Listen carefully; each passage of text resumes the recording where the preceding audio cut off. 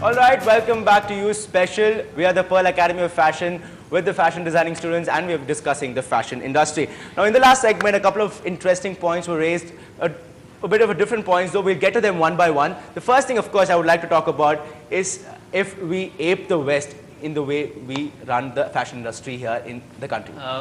There is a lot of drifting towards the West because we're trying to make an international brand. It's like if you see the West, the brands there, they sell all around the world.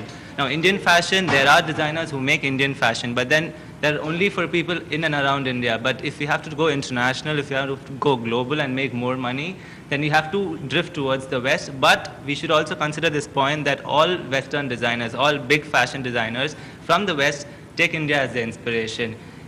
Be it Dior, be it Versace, or anyone, they come to India, they travel India, they take embroideries, they take artifacts, they take pictures, and that's how inspiration for them is. But it's not that we are drifting towards the West completely. We have Manish Arora, one of our really good designers who really represents Indian culture, but in a Western way. Again, it's more comfortable, it's more easy to wear, so we prefer to go West because it's more everyday wear, unlike you wear saris or you wear big dresses which are worn past in India. All right. Someone else wants to say something? Yeah. I would like to state the fact that most Indian designers right now, in every collection that they display, there's some sort of Indian elements that go into it. So it's not entirely the fact that we kind of, mimic what's happening there. It's, of course, the globalization has happened. The whole world is following one trend, one fashion. So it isn't that we alone are mimicking. It's globalization that's happening. So it's inevitable. So I would like to say that it's not entirely India only that is mimicking the West. It's just that the whole world is following one trend and one kind of fashion that is a good thing, It brings more unity and that kind of. So all of you here agree with the way the fashion industry is being run.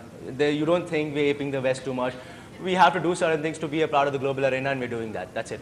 It's just that India, if you look at it, we need to understand that India is a baby in the fashion world.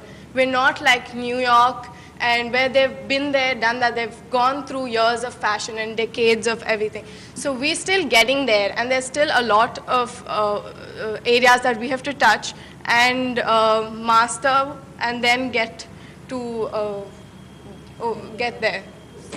All right. All right. Okay, now, one thing we can move away from this discussion, what I would like to discuss is the myths which are related to fashion industry. It's an industry which is full of booze, sex and drugs. The fact that students who come to study fashion are people who don't get a seat anywhere else. They're incapable of doing engineering or medical, stuff like that. Now, I'm sure that most of you at one point or the other would have faced this kind of criticism being in a country like India, in a city like Chennai, which is so heavy on different kinds of education. Somewhere or the other, you would have faced this kind of a criticism. So, if you could tell me something about that. Yeah, I think this is a very bad misconception people are having about the fashion world. They think it's all about sex, drugs, or whatever it is. But you tell me any field other than fashion where this is not happening. Every field has a darker side, and this is just a part. Why do people always have to look into the darker side? Look at the brighter side. There's lots more nice things happening in the fashion field. So it's better to look at that, and fashion is a lot of fun. That's what we would say. Okay. Again, aware or unaware, every one of us breathes fashion. It's not that people wear anything what they want to. What they wear is what is in fashion, what is in trends. So, you cannot say that even a 40-year-old or even a businessman does not follow fashion. If he goes shopping, he definitely buys what is in trends and what really works these days. So it's not that people, and then as he said, as Sufyan said, there's always the darker side in other places also, in other sectors, which we don't really notice them. It's not that everywhere is milky white. Now, parents are ready to accept architecture, interior designing, and courses like that. Those are for buildings. When you look up so much for something that is not living, we live. Let us enjoy life. Let us live every minute of it. No, but what do you think about the criticism you face? It is not right. People change your conception about it. When you're ready to accept something to do on the walls, why don't you try experiment something on you? That's all is the question. Simple. It is like parents think it is out of the way. It is out of the way. It is not required for children and things like that. Because I went through the same pressure. I know how it is. But it is seriously fun. It is more of creativity. It is more of imagination. In fact, I would say a lot more of hard work goes into this than what goes into an engineering or into a medicine field. day-to-day thing, medicine and engineering doesn't change daily. Fashion changes every day. So that's more, challenging than engineering or medicine.